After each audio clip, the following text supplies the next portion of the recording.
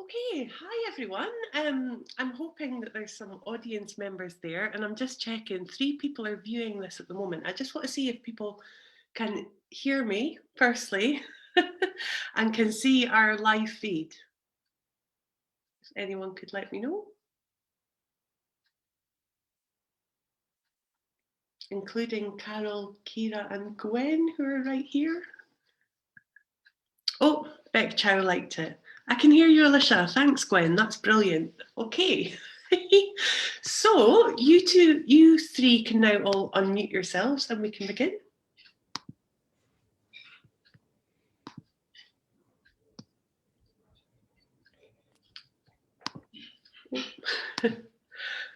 So, good evening. How are you? Now we'll pretend that we haven't been chatting for 10 minutes and get on with the talk and say hello to everyone at home. I hope everyone's got something nice to drink. I've got a glass of wine. Cheers. Cheers. Did you? Oh, you've got, yay. And this is the first Blether of 2021. We haven't done one since just before Christmas. And welcome, if you don't know Portobello Photography School, my name is Alicia Bruce and I'm a photographer and a tutor, and I run Portobello Photography School, which is short courses and also dialogue about community photography. So it's a pleasure on a year since the first lockdown to welcome 3 of my friends who are all in Post Photo Collective, which is a new collective about motherhood and photography. We've got Ciara Leeming, Carole Evans and Gwen Riley-Jones, who all struck me. We've all known each other far longer, but in the start of the last lockdown, it was almost like there was a new way of seeing occurring, even here in Portobello with Mark Miller as well, window portraits, because people have this urge to connect. And even though we wanted to connect, we were still distant or there were barriers, and it felt like just the most natural thing to do window portraits. I can hear my child screaming. I'm just going to ask her dad to go and see her. Thank you. Yeah, so and also talking about post and motherhood, we wanted to make this a family-friendly post-bedtime time. Obviously, all the excitement of it means my daughter is still wide awake and my dad is not. That's fine. You might see her, you might not. But what we'll do is just quickly go into the questions, if that's okay, because I can really blether, which is why it's called Blether, I suppose. And I just want to check as well that people are watching. 10 people? Yes, yes, yes. Oh, hi, Nikki. We were talking about you in a nice way just a minute ago. Oh, hi, Malcolm. Okay, so it seems to be working. So Blethers are pretty straightforward. There's usually 8 questions, and it's up to the interviewees to take that as broadly as they want to. So don't feel like you have to answer any of the questions. I know I've sent you them already. And this is the first Blether I've done with 4 of us. So we'll just kind of take it as it goes. Some people might want to answer some questions. All of you might want to answer. But let's go. And starting with a really nice question for your project, which is, what does community mean to you? Who's going to start? You go first, it's you. Okay, so community for me is about support and it's about friendship. Basically, that's what I've put. And that can be in a photography way or it can be in a kind of local neighbourhood way. Well, for me, I would say community is like a place where you feel comfortable.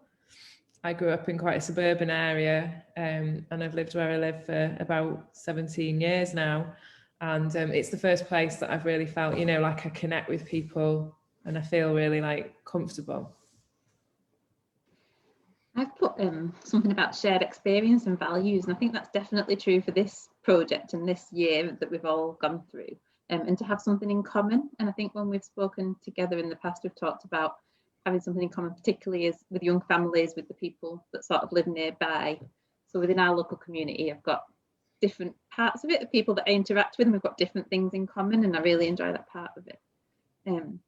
And I'd put, especially in the physical communities where we live, like I've just spoken about, but I also thought about the digital communities like Post that we've just set up, and how important that is to connect to people who can't be physically near necessarily. So yeah, for me, it's about connection and having something shared that we both value and have in common. Brilliant. Oh, these are great answers already. So this is the biggie people were concerned about, but it's fine. What is your favourite photography quote? Well, shall I jump in first? So mine is quite obvious if anyone has been a student of photography, and it's a Robert Capa quote, if your pictures aren't good enough, you're not close enough, or something to that effect. And I think people have different interpretations of this, whether it might mean physical distance, like what lens you choose, and whether you like to be, right in people's faces or not. But for me, it's more about emotional closeness. That's what I'm interested in my work. I'm not really a very technically minded person at all. I don't know what I'm doing half the time. But I want to show an emotional closeness through my images.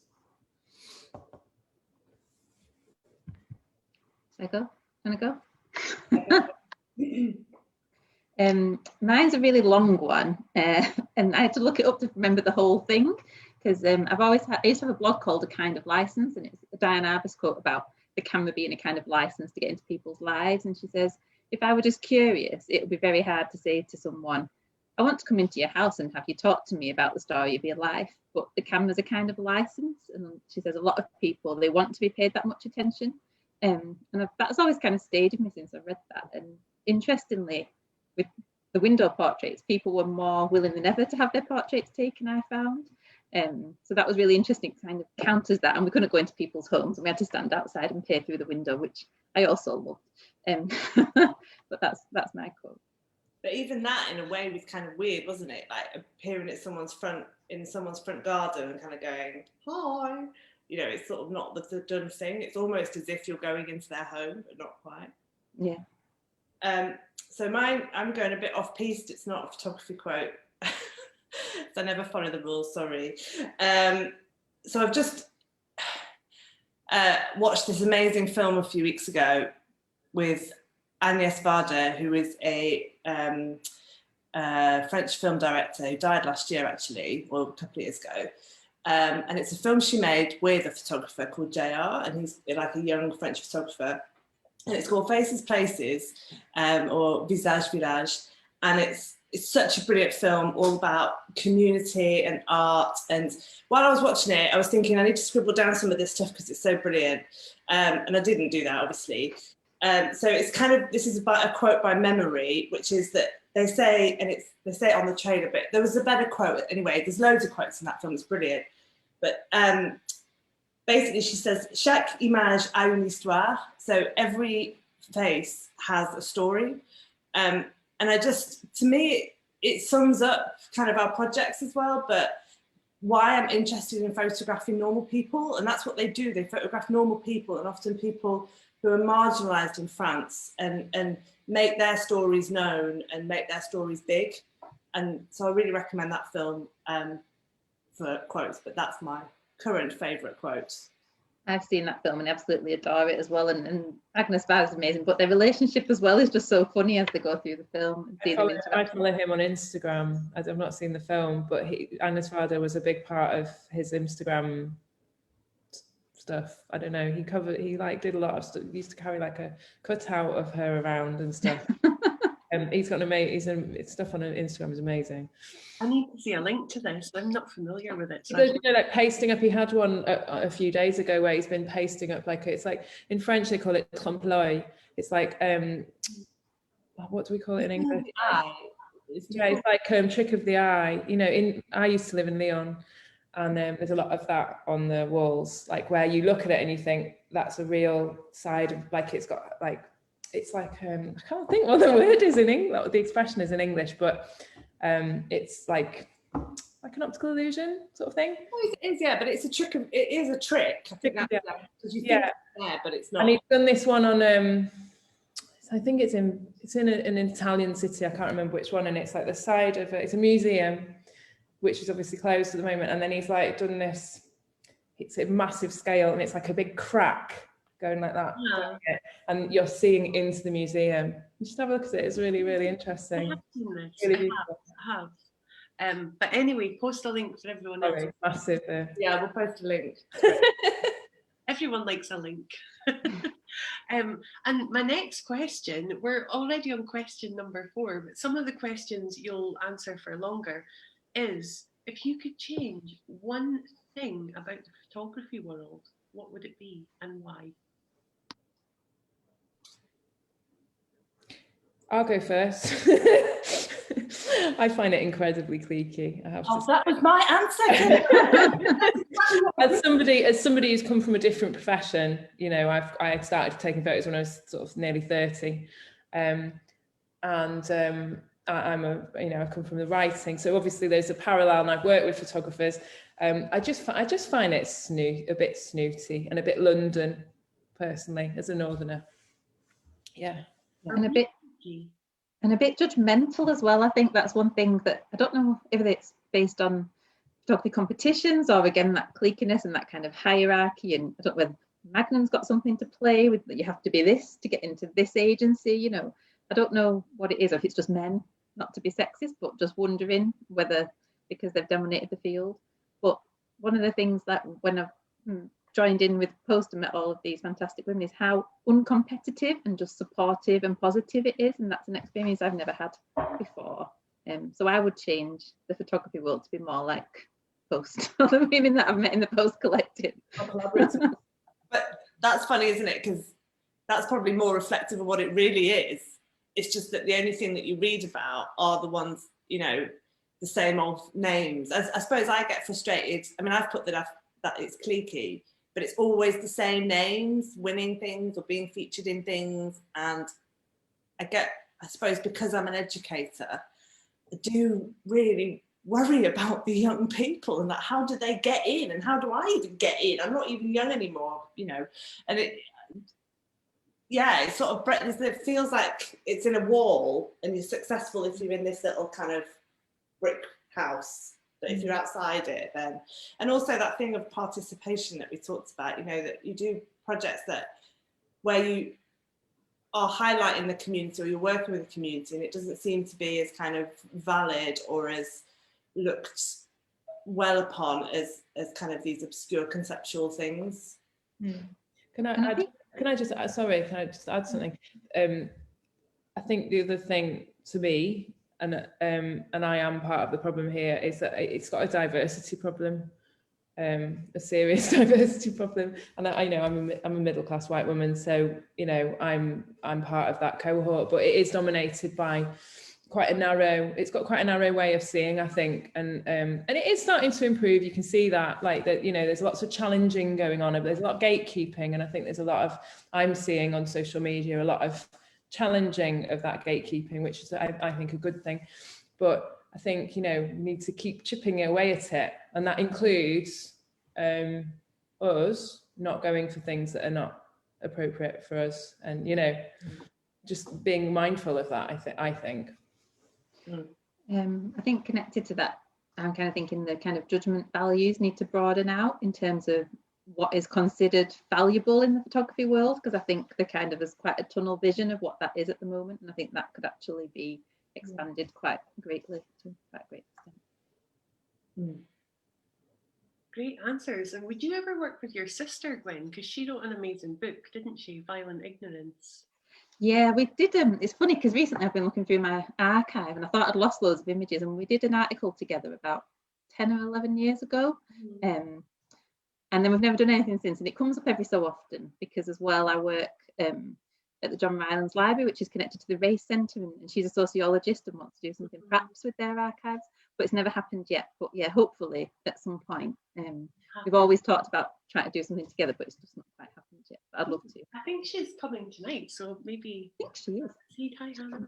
Hannah, give us a comment if you're here, and everybody read Violent Ignorance by Hannah Jones. Go out and buy a copy now. Should have had a copy. I don't know if what I'm looking at is updating the comments, but I will check the comments properly later. But all good answers. And the next question is the good one, where we can all sit back and enjoy.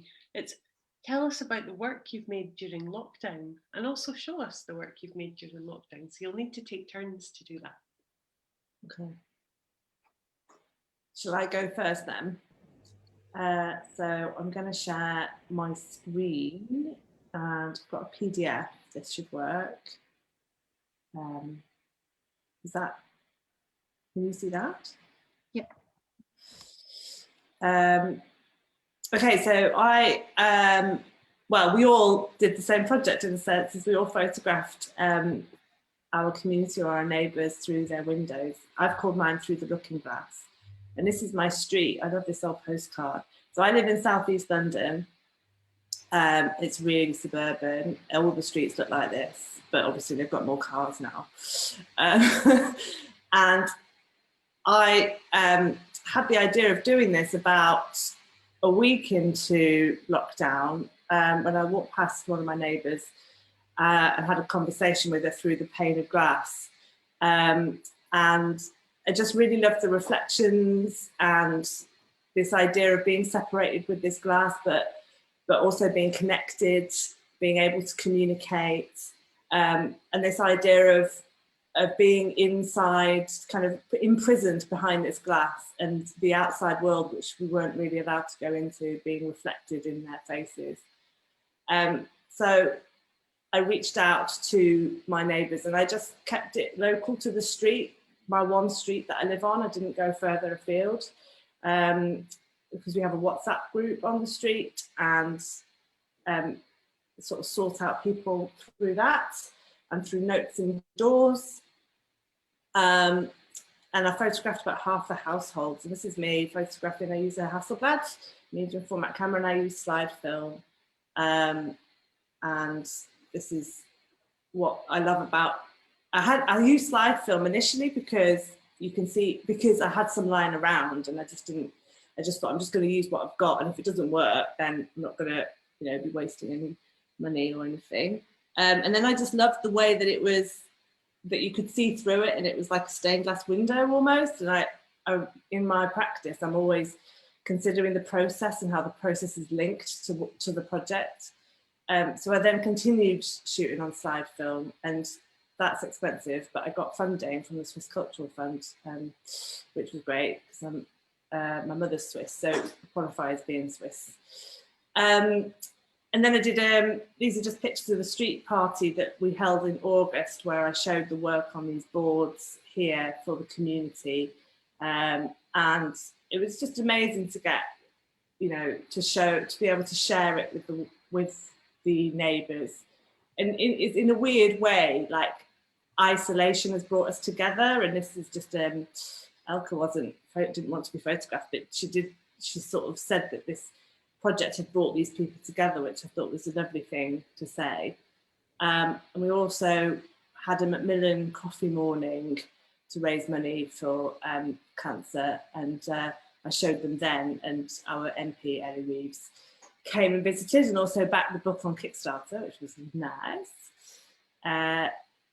So it became a real collaboration, because then one of my neighbours is a graphic designer, and he's the one who unfortunately didn't have much work on. All his work dried up. He kind of designs posters for the British Museum and Tate and stuff, and obviously nothing was going on in those sectors. So he suggested, why don't we make a book? So we did a Kickstarter, and it got this lovely book printed, which is available in my shop, caroleevans.co.uk. And it also has an essay in there by Ciara Leeming, who I don't know if is listening, but if she is, then thanks, because it's lovely.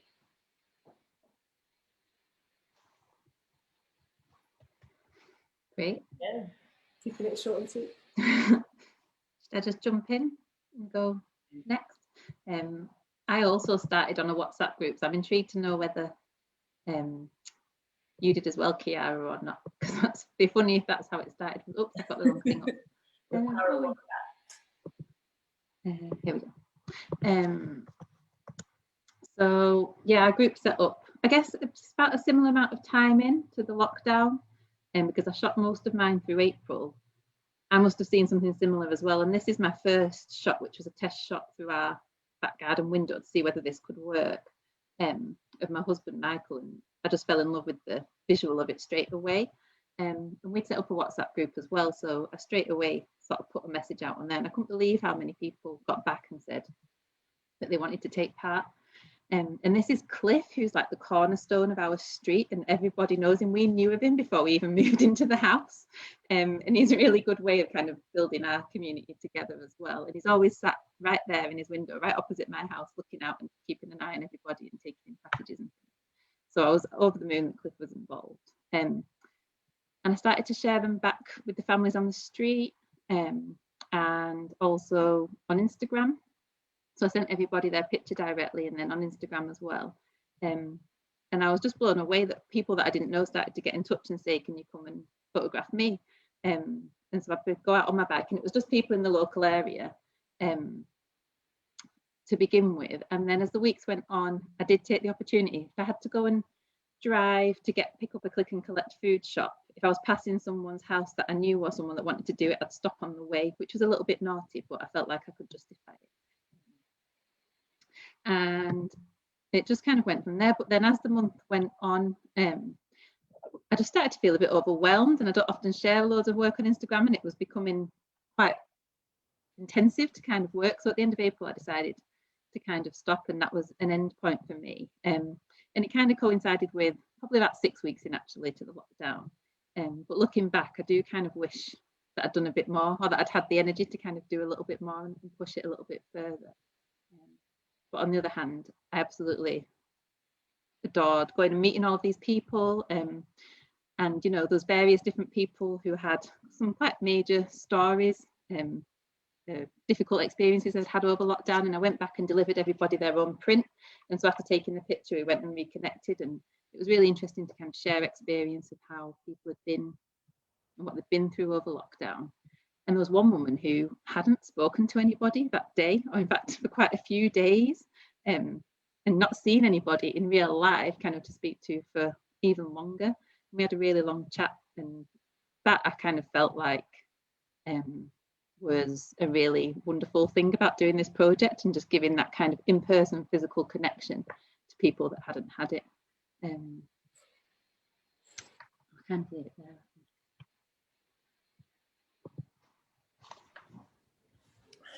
Right, let me just, so yeah, very much like everybody else. I started on the WhatsApp group. I think I might have started slightly later. I think I might have borrowed the idea as well. You know, I'd seen a little bit of this photography about, and I was going slowly mental, being at home with 2 children, aged 3 and 5 at the time. I felt like I was losing myself really badly. And so probably about 2 weeks into the lockdown, I sent a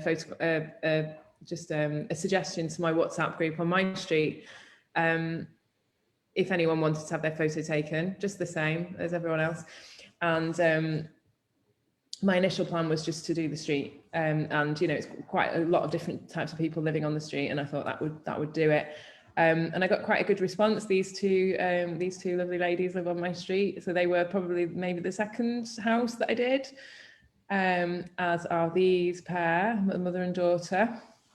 But I kind of very quickly, I don't know, maybe I shot about 8 on the street, and I wasn't ready to let go at all. It felt like I was really enjoying the creative process, but I think even more than that for me was enjoying reclaiming something for myself away from my children, because I just felt like I was disappearing into this like housewife role, which I was fighting against. And I felt like I was losing all sense of self. So it was really important to like stamp my something, you know, just be like, this is for me. So that was part of the reason. And also, you know, as some people know, like, my other job is as a journalist, and you know, this is like the biggest news story of my lifetime, and I wasn't able to work on any stories to do journalism because I had these 2 young children at home who were just sucking all my time. So it felt like at least I was able to respond in some way to the story and do something. So I kind of went on and I started putting a few pictures on Instagram, and we've got a very lively Facebook group in my area, and I started putting a few photos, you know, sharing the link, and it just very quickly took on this life of its own. Like, people were coming to me in droves, and I think a lot of that was to do with, I think some of that was to do with boredom, that people were obviously just sitting at home and not able to sort of go out and do things. But I also got the feeling, like other people, that people really wanted, I felt like people really wanted to be photographed and to mark this in some way. So I'd never experienced such openness to photography before in my life. Like, normally I work with communities that take, you know, a year of convincing to have their photos taken. And this was just an absolute revelation for me. It was amazing. So yeah, I would go out with my kids most of the time. I ended up taking 250 photographs, more or less, over between early April and the end of May. 31st of May is when I stopped shooting, which is when the lockdown started being eased. But most, I would say 2/3 were shot with my kids. And so that meant it was bright daytime, really not very great conditions a lot of the time because it was such beautiful weather, not so good for window portraits. And, you know, some of them were great pictures and some of them were awful because of like all the reflections and the brightness. But, you know, where I live in Manchester is a particularly diverse community, and I wanted to try and go out of my way to make sure that I captured that. So, you know, this family, for example, are a Roma family from Romania, and I actually made a book previously with the woman in this photograph, Ramona, and I will be talking about that at a later time in my Instagram takeover. Tomorrow, I think. I'll be talking about it, in fact. Pardon? I hadn't realised until now that was Ramona. Yeah, she's a little bit hidden on the right-hand side. She's now got two little boys who were not in my previous work with her. And her daughter, that I brought her daughter over from Romania, and she's the third one in on the left. She was 4 when I went to Romania and photographed Ramona, and now she's in high school. Yeah, so, you know, but a lot of, so I used a mixture of different tactics to get people. So, you know, some of it was calling on people that I knew, friends, community groups that I knew worked with different migrant groups, and people who supported asylum seekers and things like that. And then I just randomly stopped people in the street as well. So these two ladies were having a drink on their street. It was an afternoon, I think it was a Saturday afternoon. I was going around on my bike that time without the kids. And they were just so friendly, and I just got chatting to them and asked them, and I was like, oh my God, your window's amazing. Can I photograph you? And they were like, yeah. And now Sharon, in the dungaree dress, she's now in my participatory project, which is sort of taken over from this. So this couple live near my parents on the same street, and these were quite funny actually, because they were cutting their hedge when I approached them, and I don't really know them. They're on the close, but they're quite quiet. And they were cutting the hedge, and she was really up for it, and he was a bit like, oh, I don't know. And she kind of made him go in, and they stood in the window, and then he was like, oh, and he came back out and he got the hedge trimmers and he held them up, and I was thinking, okay, not sure how this is going to translate, but it works quite well because he's got such a mad expression on his face. It's one of my favourite photos actually. It makes me laugh. This is VE Day. I went round with a community group called Inspire, who were like, they were doing a lot of, you know, the, what do you call them? The groups that were going and taking food to people who were shielding, communal, what do they call them? Anyway, them. I went round on one of these visits because they were bringing food parcels to the older people. And when I made a book, £1 from every book went to Inspire as well. This is my husband and kids. My kids that I was trying so desperately to escape. And it just went on and on and on. And I loved incorporating all the little signs, you know, like that people had in their windows. This lady used to be in Blue Peter. So it was good fun, but I was thoroughly sick of it by the end of May.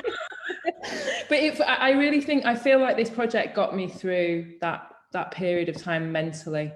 And then I went on and I did a Kickstarter, very much like Carole, and I designed the book myself, which is obviously a complete stressful experience. But my dad died on the day of the Kickstarter closed. But I managed to photograph my mum and dad before that. So it was like bittersweet, kind of a bittersweet experience. So yeah, I'm glad I did it. Okay. I'm glad you did it too. Yeah.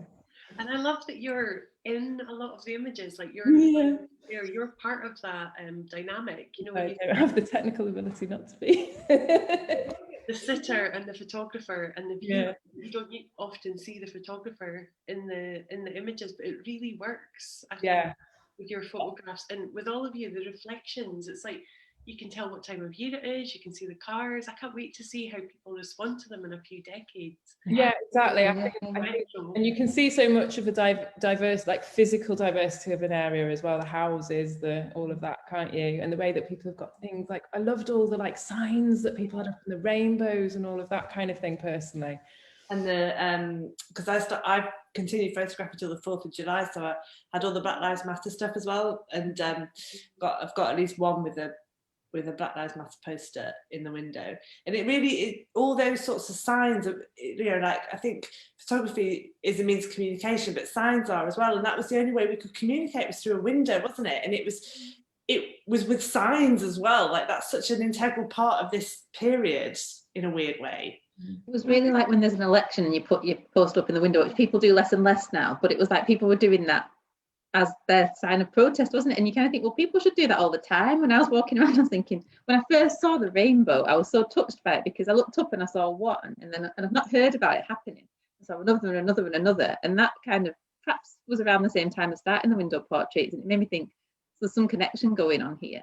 And then the same with Black Lives Matter, as you'd walk down the street and see the windows that did have them and which they didn't, you thought, why haven't all the windows got them? It was really interesting. I think these have a really, really historical importance as well, personally. And, you know, I've donated a copy of my book to the archive in Manchester because they were collecting lockdown related stuff. And they were really pleased because it's like a document of the moment, isn't it?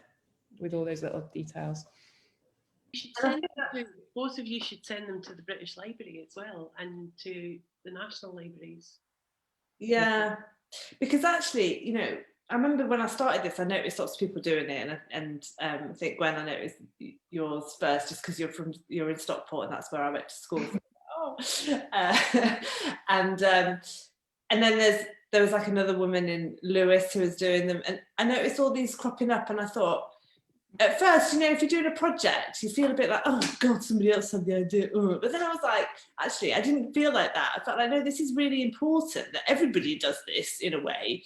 But also what I found interesting is that most of them were women doing this project. And I don't know whether it was that thing of, because it's something you can do with your kids, and, you know, Raimi came with me down the road and was photographing his mate, you know, he was so excited to be seeing his mates through the windows and stuff.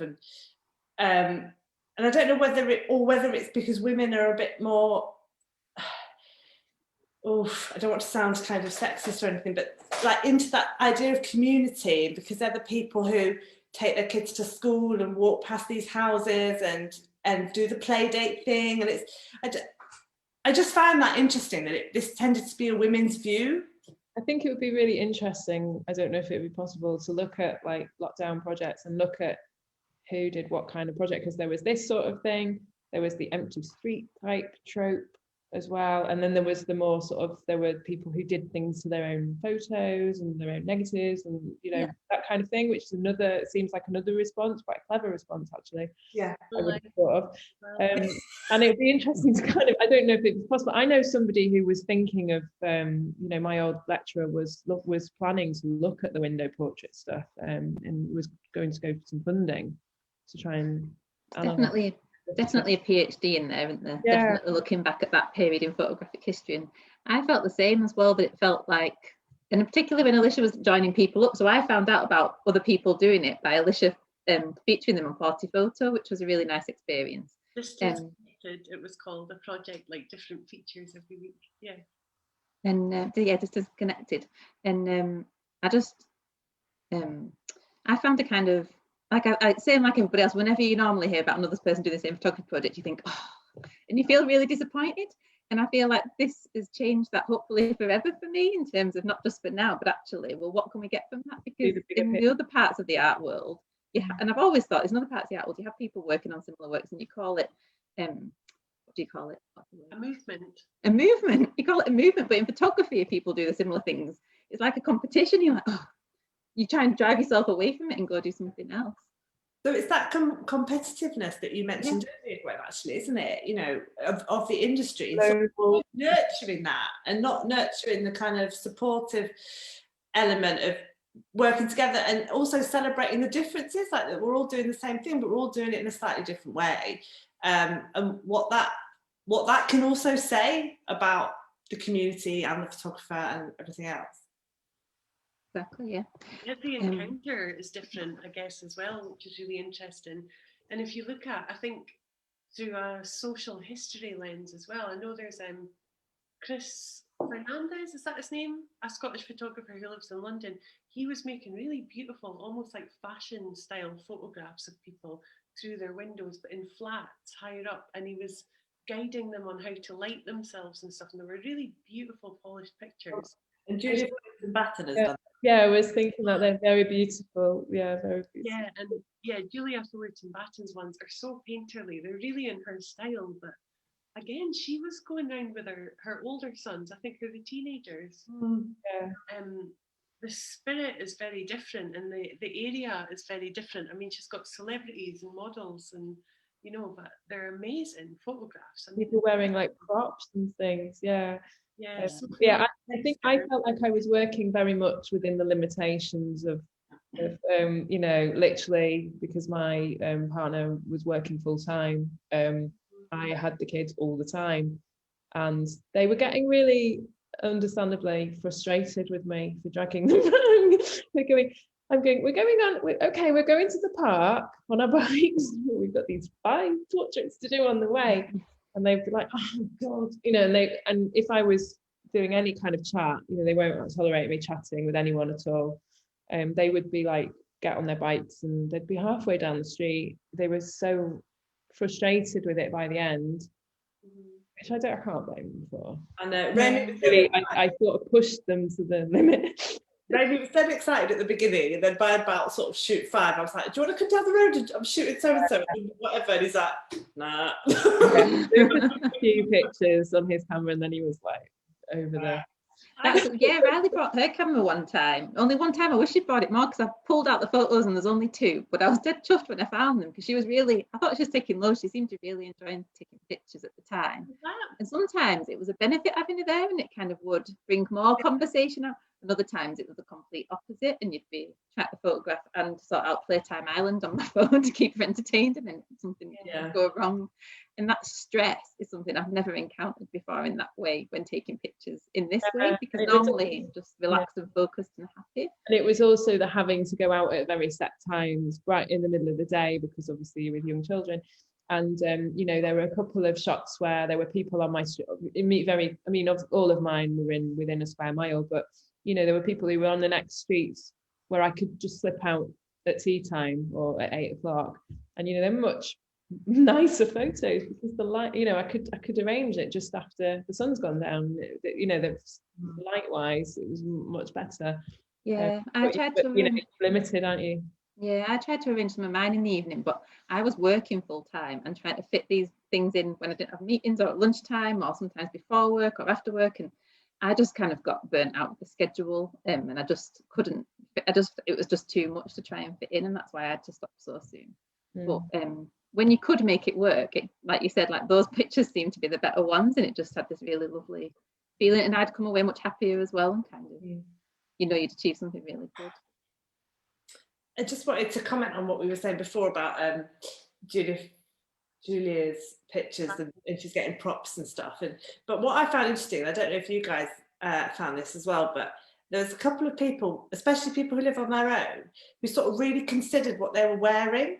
So, you know, I'd say, right, I'll meet you at 12 o'clock in the front of your house, wherever you're in the window. and then they'd come in, and you could tell they'd made an effort, and it was almost like, you know, in this time of nothing happening and no appointment, it was like a reason to dress up or to have a date. And I really enjoyed that. I really enjoyed the choices of clothing that people wore. Yeah, someone said to me, like, you know, it had given her a reason to brush her hair. Like, people were just like living in their pajamas and stuff. Exactly. Yeah. The other thing, Julia, I love your work. If you're watching, it's, you know, it's a pleasure to see all of these works, and I always think as well that they remind me of the Hopper's paintings, you know, like very much books and through windows, and there's something cinematic about them as well. It's the multi-layered thing. Something that really struck me was how many people didn't automatically smile, whereas when I normally take pictures of people, they will automatically smile because we've been trained to smile. And I'll talk about whether or not we choose for them to smile in the picture, but a lot of people for this didn't automatically smile, which gave it more of that feel as well. And I thought that was really interesting. That was really new to me as well. I actually found the opposite. Like I think I was saying to people quite often, because I got people to stand right as far forward as I could, and I would say, don't smile. Well, as soon as you say that, everyone smiles. And they'd be like, yeah, and then they'd smile, and at the time I'd be like, you know, because like I thought I felt like it was against, you know, we were having a hard time. But actually now looking back, I like the fact there's so much smiling in some of my photos, not all of them of course, but some of them, because it's sort of, people are complex, aren't they? And like there were good points about it, about the lockdown thing as well for some people, you know, so obviously it depends on the family. But you know, some people had, you know, some laughs as well. I think reflecting on the project a year later is quite interesting actually, and I don't know, quite a lot has happened to these people in this book, and I think you probably saw my Instagram post today about one of the ladies who's died in January from COVID, and you just think, blimey, you know, this time last year it was almost exciting, like it was scary, but I can't imagine doing this project over the last 3 months because I'm so done with lockdown and I'm so bored. But back then it was spring. The sun was out all the time, as we know, and it was there was a novelty about it, and it was, people would talk about it a lot. And I've noticed that the WhatsApp group on the street has been really quite silent over the last 3 months because I think people are just sort of a bit done now. And so it really wasn't, what I'm trying to say is like, they really were projects of the time of that first few months of lockdown, and that also already they're historical documents, already they feature people who are no longer with us, and I find that quite a poignant thought. Yeah. I've done work in the past that working with a lot of people later in life who were actually Holocaust survivors, and during the course of that project many of them passed away, and I've just that feeling of how important it was to perhaps them have seen themselves and their families to have made those pictures. It's very, very powerful. And Heather, who I did that work with, I know is watching, so hello Heather. But it reminded me of that work very much, thinking about all the different experiences people have gone through during this time and how you might have changed as a person, you know, and I was certainly going through that with things that were happening in my family as well. So I think, yeah, it's very powerful. Mind if I ask the next question? I think you've kind of answered this one already. But how does place reveal itself through the lens of your work?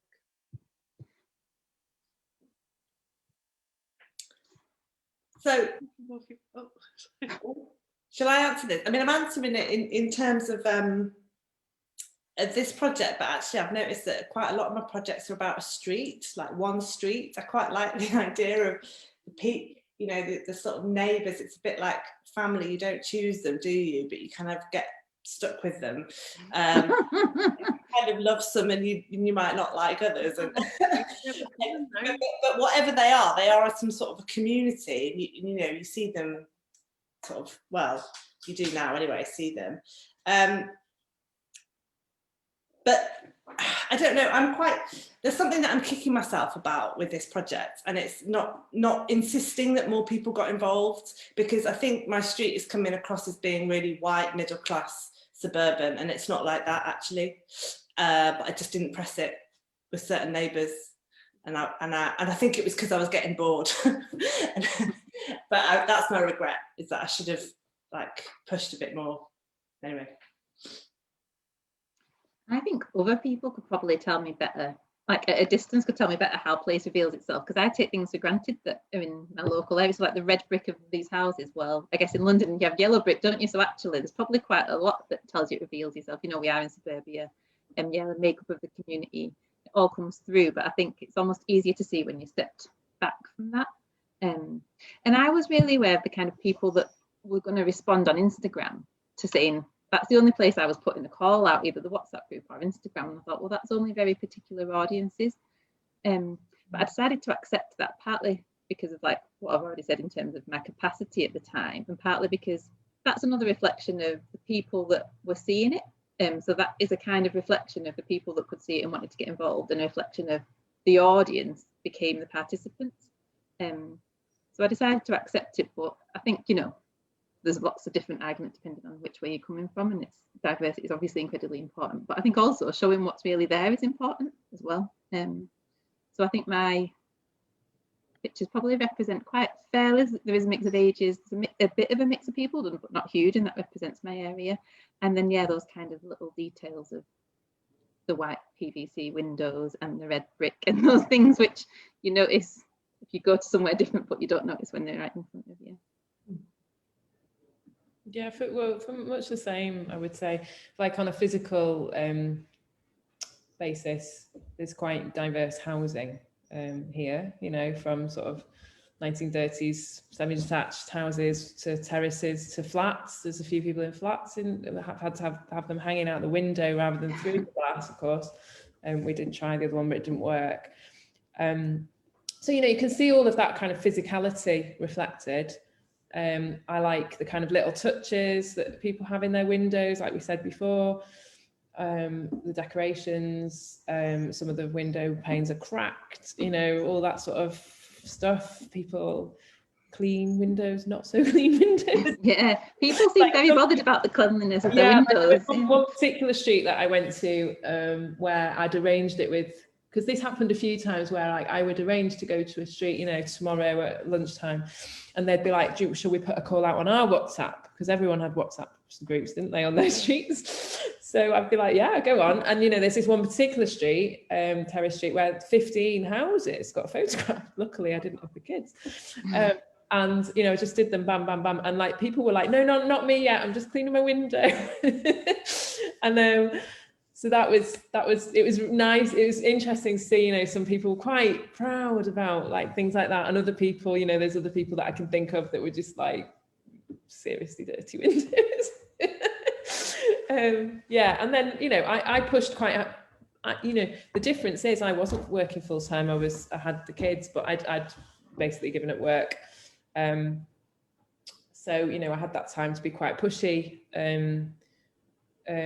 with the sort of different community sort of side of it, and I was a bit dogged, to the point that it caused a few arguments at home actually. Why are you still wasting your time doing this? And I'd be like, I don't know, it just matters. But you know, yeah, I feel like I got a cross section in lots of different ways, from age to race to gender to, you know, but yeah, I don't know. But I think, you know, what you were saying, Carole, I you know, I tried to argue with a few people about taking part, you know, who were like, no. And I think if people are not into it, then you can't talk people into it. There's yes people and no people. That's my experience. And you have to be looking for the yes people. That's and the other experience in all projects. The other thing through lockdown is you don't know what anyone else, you never know what anyone else is going through, but particularly during this period, you don't know what anyone else is going through. And that was another reason that I kind of was a bit more reserved, I suppose, because you could be pushing someone and actually, and that could benefit them, but it might not, depending on who they are. So. Totally. We're doing really well for time. question number lucky 7 is, what would you like the audience to know about photography professionals and motherhood? So this comes back to Post Photo Collective. I thought I was going to find this hard to answer, but I don't think I will. I think it's just about how hard it is to do everything and to actually keep everything up. And I'm not a non-mother anymore, and I'm not a man, so I can't speak for any other people. It's probably hard for everybody in lots of different ways, but just to kind of keep going and remember that it's important, like you said, Ciara, about like, I don't know why I'm doing it, but it's important. That's how I feel in lots of ways. That it's a lot, and it's challenging, and we do it because we have to, not because of any other kind of reason. And I think that motherhood brings a lot to that, but it also takes a lot in terms of energy, and there's a lot of guilt in terms of, if I put the energy into this, am I not putting the energy into that? And I had some, oh, here's the cat. I had some counselling at the end of last year, and at the end in that session, she said, turns out, I was like, why do I take pictures? It turns out that's my happiness. And I even felt guilty for my daughter not being my happiness, which of course she is in so many ways. But I'd never understood photography to be a happiness like that. So we do it because we have to. And I'll stop rambling now, he's back. He comes to every meeting, so he's got to come to this. That's the most lockdown thing ever, having the cat. You just need a kid to kind of cover up the screen now with their face. We should have really done this at 5 o'clock, shouldn't we? I know, lockdown's oh no, not 5 o'clock. And say what I think, because as you were asking the question, I was thinking, oh, shit. But I've just thought of like, so I think photography, like anything maybe creative, in my opinion, it's like you're only as you're only as good as what you're doing at the time, or the most recent thing. And you know, as I've said before, like I'm not somebody who's been a photographer all my professional life, and I've did one body of work about, it finished just before I had my first son in 2014, and that was with Roma people. I spent 4 years working in Roma families, and then created a really extensive body of work that I'm very proud of. And then it all kind of came to a natural end. It was exhibited, then I had my children. Obviously, that absorbed all my time. And I do these like couple of lectures every year, every February, for the Manchester University, the anthropology, visual anthropology MA. And a couple of years ago, I started getting really self-conscious that I was showing exactly the same work every year. Now, obviously, the students didn't know any different because they're new students every year. But I started getting really aware of this because the guy, you know, the lecturer who books me has sat through now 10 years, 8 years of me showing the same work. And I started really doubting myself, like, maybe I'm not a photographer. Maybe I'm just a journalist who picked up a camera for one project. And then, because I couldn't get inspired by any other, I was thinking, I need to find a project, but I don't care about anything enough. And I think it was because I didn't have the bandwidth to work in the way that I did before, like very emotionally engaged kind of work.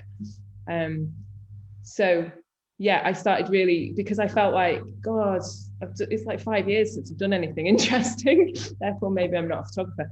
Now, obviously, then lockdown came, and I found myself doing this work, which, you know, I enjoyed, and I've got my confidence back again now.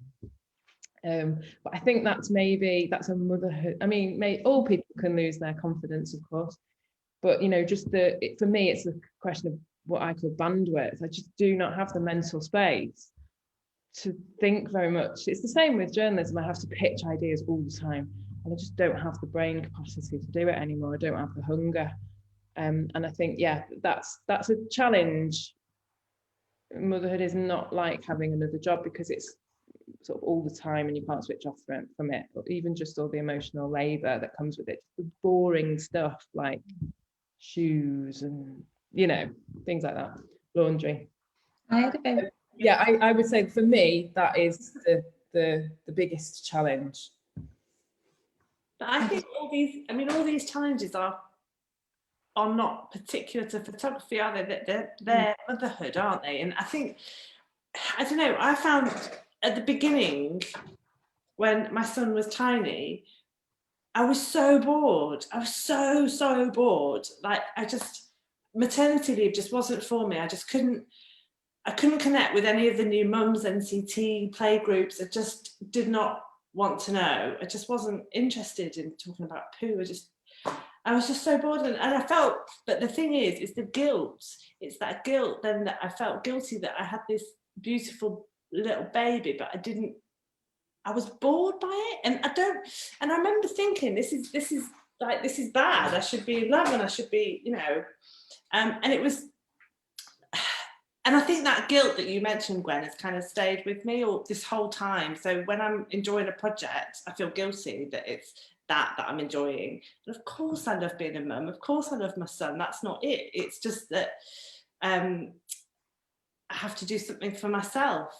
And so I think it's the guilt. Because also the other thing that happened when I had my baby was suddenly the opposite to you, Ciara. I got this surge of creativity. I had all these ideas and I wanted to do everything. And I couldn't. And I'd never been like that before. I'd always been the person that helps other people do stuff. So I worked in a gallery, did portrait salon, I was always the kind of facilitator, never the artist. And then suddenly gave birth, and it was just weird. I think the thing about photography and motherhood is I wish people would speak about it more. I wish it was more spoken about generally, not just in our industry, but about the juggles that we're facing. And I suppose that's what we want to try and do with Post, isn't it? Is trying to open up the discussion and talk about all our different experiences and how we can support each other with this momentous thing, which is motherhood. And also the breadth of what's valid, because I had a similar thing. That I was just finishing up a very emotionally engaged few years of projects when I was about to have my baby. And then I had quite bad postnatal depression when I had it, but I didn't realise at first. And I'd actually started a project photographing mothers with their babies, which is funny now that we've joined this group. And I only did a couple, and I just couldn't do it anymore. There was just too many things. I didn't have the bandwidth, which I think is a really good term. But I also felt like it wasn't valid, which is crazy. Like Jenny Lewis had just published her book about One Day Born, and my husband was saying to me, it's valid, do it. And I just couldn't, because I didn't feel like I was seeing it out there. Mental health wasn't discussed in quite the same way that it is even just a couple of years later. And I scrabbled around with different things until probably window portraits came along, and that gave me this purpose and that project again, like you said, to kind of keep you going and do this finished body of work. And I think I don't know what else to say, so I'll stop, but I think there's quite a few things going on there. I know I'm meant to be facilitating, but I remember just this absolute fear that I wouldn't get work again when I was pregnant. And it was crazy because I had so many opportunities during my pregnancy, and probably some of career highlights as well, in terms of exhibitions and commissions and awards and all this kind of stuff. And I was like, what's going to happen? And then I said yes to workshops, which were 12 weeks after my due date, and they've been advertised by the National Galleries of Scotland, and these photography weekends. And I just felt like if I said no, I would lose, that work, that kind of regular work. So I had to learn how to express milk and everything to go and do these full weekends. And I'm talking looking at the gallery, going to work, getting everyone in a taxi, and then expressing. And I won't tell you where I had to express, it wasn't in the taxi. Then a studio, which was set up with 3 different setups, high key, low key, and ambient light. And then the next day, setting up pop-up darkrooms and teaching people how to print, and making negatives at night, making acetate negatives, because we're shooting everything digital. And I look back at it and I think, what the hell? It was like, I probably got paid 150 quid a day or something. I can't remember, but looking back at the effort and the amount of money I spent on this electric breast pump, and just, you know what happened? I'd had this massive slump in confidence. The minute I started working, I forgot everything. It was so automatic, the workshops. And then the minute they finished, I was like, and then my person that employed me, she's like, oh, it's great, they've sold out, so you're doing them again next weekend.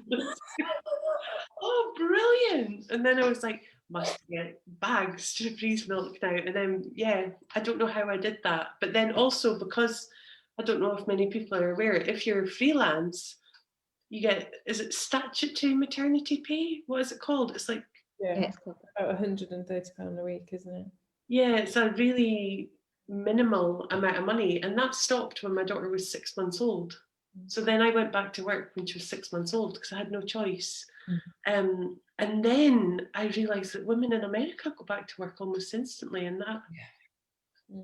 And then you suddenly feel really privileged, don't you? It's really, yeah. I know they hardly get any maternity, do they? They get maybe 2 weeks.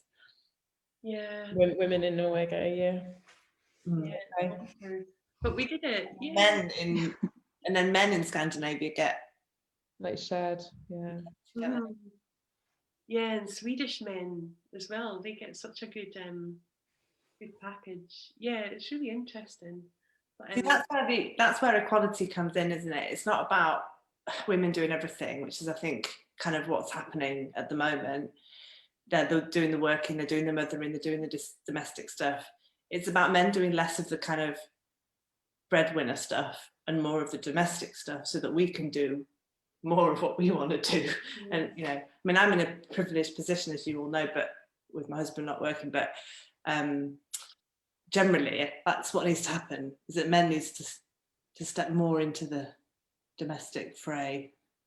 And systems need to allow that. Exactly, systems need to facilitate that. Society needs to not laugh at men if they're going to make that choice, I think, which I'm not saying not everyone does, but you know, there's that kind of, those attitudes still need to be worked on quite a lot, I think. But I remember now looking back and thinking, oh my God, the world kept turning when I was on maternity leave. But I had all these like things that I didn't manage to complete. Like I had work going into 2 collections. And I remember when my daughter was 5 months old, between baby groups, sitting in Greg's with a cup of tea, trying to answer emails to curators and trying to like get a box designed for something. And now I'm like, that wouldn't have mattered if it was a year later. But for me, it felt like I'm so used to being efficient, or was before, that just the fact it was 6 months late, I thought, oh my God, what are they going to think? And now you think they wouldn't have been bothered at all. I was putting that on me. Yeah, that's weird, isn't it? I remember feeling that feeling of, it's almost like you're feeling isolated in a way, and you feel kind of on your own, and you sort of forget that actually people have been giving birth forever. I always remind myself of that whenever I'm worried about my child. This has been going on for centuries. Do you think there's something about like a lack of role models, or you know, the discourse not being public, that kind of, like, how do you actually do it, and what are the things to do? So someone saying it's okay for that to wait, and that kind of mentoring just by being in the discourse. I mean, if you think of role model, you know, that artist or photographer role models, I always think of people who are very privileged, like Barbara Hepworth, who were able, she had triplets, which must have been a nightmare. I don't blame her for sending them to nursery at the age of 3, like boarding nursery or whatever. But she was able to do that. She sent them to boarding. Age of 3? Yeah. But she had the means to do so. Most of us wouldn't be able to do that. We'd have 3 little ones. Jesus. But then I'm always asking myself the question, you know, and I've found out that how much I love, the reason I take photographs is because it brings me all this happiness. It's like, but I also love my child and want to do that. So it's like, it's just like I want there to be more time. Just like there to be more time in the world to give to both, and it just doesn't exist. Less money worries. Yeah, if you didn't have to work as well, then it'd be a different. Yeah, I know what you mean. I don't know, it's like when I applied for the Zero Tolerance Commission, my daughter was 1, and I remember in order to get the commission, or like to write my proposal and my covering letter, I was going to a Pilates class. Hi Sabrina, if you're watching. At my local swim centre, with the same woman that taught the mum and babies Pilates class I went to. And I would bring my laptop, and there was a cafe that they shut. I'm gutted that they shut this cafe in the local swim centre. But I just used to stick my laptop in front of the window, looking out to the sea, and get a baked tatty. It was the same, and I would just spend 2 hours every Friday doing proposals and applications. And part of me wanting to do that project was for her. It was because I had a 1-year-old girl, and I wanted to, you know, end gender-based violence by the time she was 18. I think I wrote in my covering letter. And I was giving a talk to my students about this today, and looking back at the pictures, I'm like, oh my God, she was a baby. She was so little. I remember thinking she was getting bigger at that point, and she's, you know, she's there for a lot of the test shoots and stuff like that. But it kind of enriches it all now. The things that I might not have shared at the time, I look back so fondly on now, you know, like this tiny little human with me, and like her climbing up the tripod. I've got a picture of her like lying inside the tripod bag. And yeah, just anyway, it's not about me. Yeah, I didn't attempt to do any photography when my children were little, but I was working as a journalist. But like, you can do that from home, you know, during nap times and things. I remember you giving me loads of advice when I was pregnant as well about what I should do and shouldn't do. But I'm gonna move on to the final question. We've been talking for just over an hour, and it feels like not long at all, actually. Where can we see more of your work? And then we'll move on to questions. If anyone's got questions, type them now. Our website, caroleevans.co.uk. And on my website, gwenrileyjones.com, or on Instagram @gwenrileyjones. I've got a website, ciaraleeming.co.uk, and also on Instagram. And your books? The books are being sold on the website for the moment. When we open up, I'm going to start pimping them out at local bookshops and stuff. So if you're South London based, then you might see one there. Signed copy. And yeah, also, Ciara, your work through Side Gallery, is that in the archive at Side Gallery? I think some of my Roma, I did a commission, so, but it's only one small part of my Roma work that I got a commission from them, and worked with a family in Middlesbrough. So yeah, that's part of the archive. Yeah, and Carole, you've got your portrait salon newspapers as well. Yeah, so I've been portrait salon. They're awesome things you've all done here. I'm in portrait salon, but it's not my work. It's you know, it's a collection of other people who've been rejected from Taylor Weston Prize. We were supposed to be celebrating our 10th birthday last year in 2020. Obviously, that didn't happen for obvious reasons. And we'll see what happens to portrait salon in the future. I don't think it's got many more legs, actually, to be honest, but we'll see. What's the newspaper, the portrait salon newspaper? Yeah, the portrait. So I think it's portraitsalon.co.uk, and yeah, we published newspapers for the first 4 years, and then we did a brilliant sticker album thing, which was just amazing for the 5th birthday, and then we did various publications after that. I feel like we need to do one final bumper one to kind of finish off if we're gonna end it. But anyway, I can't really say anything because I haven't spoken to James, who is my partner in crime on this. And is also a parent. I think his daughter. And he's also a parent. Yeah, he had his daughter. They had their daughter about 9. She's 9 months younger than my son. So yeah, I think she's babies. Weeks of my daughter. Yeah. Oh, and Gwen, what about you? Where else special can this be? I made a book about and with people who work in and the customers of Piccadilly Records, which is a record shop in Manchester. So you can buy that book on the website or access a copy at any of the national libraries. And I've also got a series which I co-authored with another photographer who worked at the John Rylands Library, and we photographed people that had work in the collections at the library.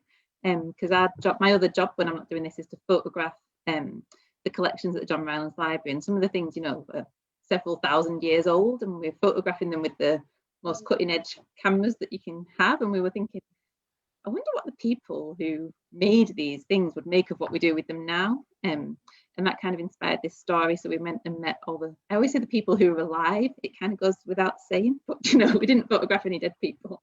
So like poets and artists and writers, in a place that was meaningful to them. And they also submitted an artwork for the exhibition, and then all of that archive is in the archives at the John Rylands. That's so beautiful, and that's why we ask extra questions as well, because you were all like, yeah, just my website. Not just you all. I know you all, and I've known you all for years, and you all do amazing things all the time, and it's a privilege for me to be. But here's the thing that I find frustrating about the photography industry is that I feel like, yeah, you're right, we all do amazing things, and yet there's only so far that I feel I can go. Like, I feel like, anyway, maybe it's not for public. Moan. Go for it, Carole, why not? I'm just going to stop there. We could talk about it another time.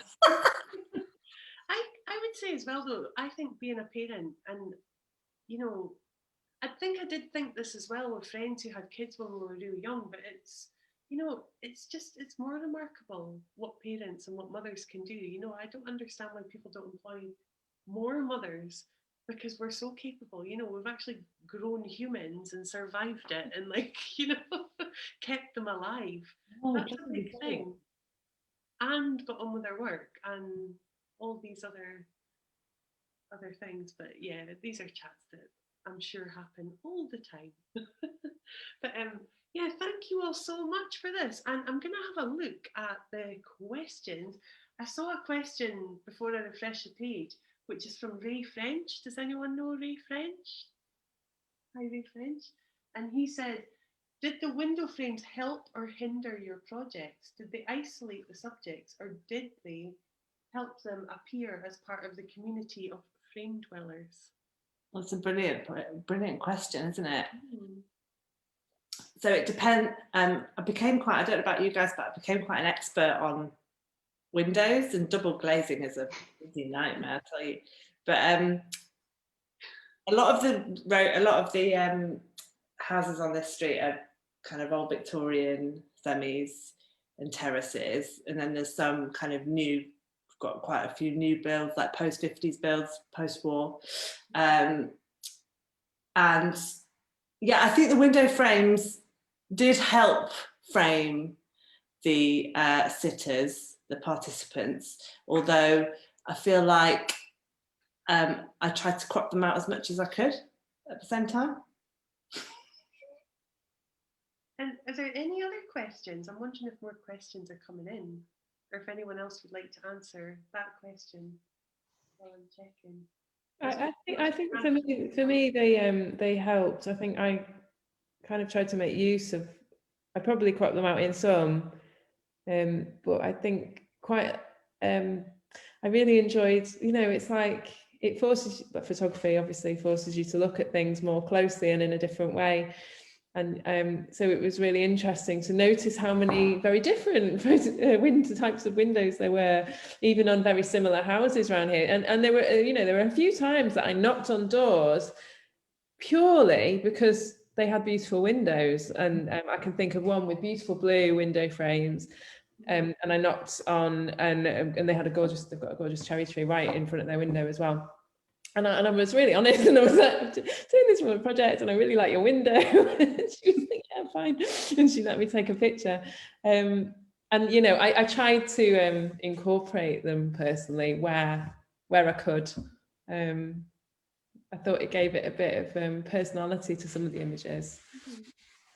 And it's that frame within a frame aspect as well, which Yeah. is quite satisfying. Gwen, you did that really well. You know, you sometimes framed people's eyes, like reflection and all those sorts of things. And the one of your husband, after the Instagram post today about his surgery and things, like looking at those washing lines anew and thinking about the kind of the warrior scar, I thought was really beautiful, because I've always liked that portrait, but I didn't know the full story. At the time of the picture of him, I thought he just looked kind of emotional because he was tired, I think, before, and then it's like, of course. It's funny because there's things like that often come out in my photographs that I haven't focused on at the time. So I probably haven't even seen that, although I probably have seen it, but not been conscious of it because it happens so often. I think I must have different ways of seeing things. But yeah, I photograph him a lot. He's a very good subject. Like he's definitely my most photographed person. But because I started with him in our windows without the frames, I really enjoyed the framing using the reflections and without the frame. But then wanted to accept however kind of people were at the time. But yeah, I think I took a lot of photographs of him during lockdown in particular, just because of he was waiting for this surgery and his kind of this terrible condition that was life-threatening, and it was just that very awareness of how fragile life was, and it was all around us and all of us all of the time. I took a lot of pictures of him and my daughter, even more than I ever had before, and often at a distance as well when I will look back at them, which I think is quite interesting. So you think it's kind of like lockdowns, sorry, Bless you. I don't have a mask, but we're behind screens, so it's fine. Did anyone sneeze on the glass? No, maybe it's kind of forced your perspective when you're photographing, you know, like you've set up a habit where you now go a certain distance when you make a picture. Or because you've been so close to people, seeing them at a distance, quite nice as well sometimes. Yeah. But the other thing I did once we could get out of the house is I started to photograph figures in the distance in the landscape, and I showed them to a very good friend and photography extraordinaire. She's not a photographer, but she's a photography critic that I know. And she said, these are the opposite of your window portraits. So instead of this being close up and what you can see through the glass, it's like all these just figures in a landscape at a distance, because suddenly we could see that now. And I thought that was really interesting. Again, another thing I'd not spotted, but that's something going on there. So, oh, Laura Ellis says, bless you. There's just loads of really lovely thank yous, beautiful thank you, which you can go and read and like and respond to yourself after. But there's 33 comments in total. But I just want to say, we could meet back here after we hang up if you want, but I just want to say thank you so much for being my first group Blether and the first Blether of 2021, and hopefully we're going to do a Blether with Carole Mendelssohn soon as well, who is a fantastic photographer, a member of Post Photo Collective, and also I shared her work through Portobello during lockdown, because she's been working with teenagers in a project called Through Our Lens, where they were documenting their perspective of lockdown, and now she's working with 6 to 9-year-olds, which is just lovely. Oh, just she's not that much older than us, but I feel mothered by her. She's got that sort of nurturing way, hasn't she? So I hope I'm not gushing too much, but it'd be lovely to have her on next. And there's lots of other people lined up, local to Portobello and prolific elsewhere as well, who we will interview soon. It's just we've had a bit of a quiet spell with the photography school, but workshops will be happening again in April. Yay! And thank you to people who are booking those, because you're keeping my family fed, and that's nice, and making me think that my business can continue, because there was this moment of thinking, oh my god, at the start of lockdown, but it's all fine. It all ebbs and flows, doesn't it? But thank you all so much. Thank you. Thank you so much, Alicia, for hosting us. Thank you. Hugging the screen. Yay. And I'll speak to you in a minute. Thank you, audience, friends and family that are there. I'm just going to press end. I know it sounds cruel, but